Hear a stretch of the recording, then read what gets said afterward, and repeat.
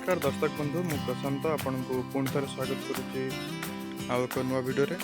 दर्शक बंधु आम ये वीडियो जानिबा कि कदली चाष केमिति करेंगे, कौ भेराइटर कदली चाष कले अधिक चाषी लाभवान हो पारे, आ गछ डिस्टेंस केते लगेबे, केते डिस्टेंस रे गछ लगेले भल फल आसीबो।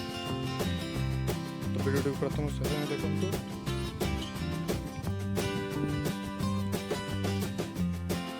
दर्शक बंधु देखिए जो डिस्टेंस रही गछ बाई गछ पाखापाखि 6 फुट रखा मझे जोटा गैप रखा गाड़ी जावाई गोटे 10 फुट रही।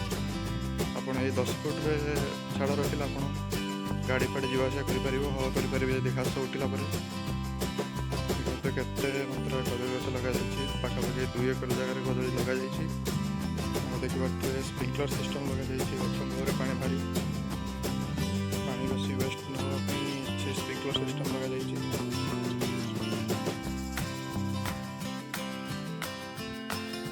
आशा कर कदली चाष विषय वीडियो भल लगी। वीडियो भल लगे लाइक करूँ, आम चैनल को सब्सक्राइब कर रखुँ फार्मिंग रिलेटेड वीडियो देखापी। रही नमस्कार, पुणी देखा नुआ वीडियो।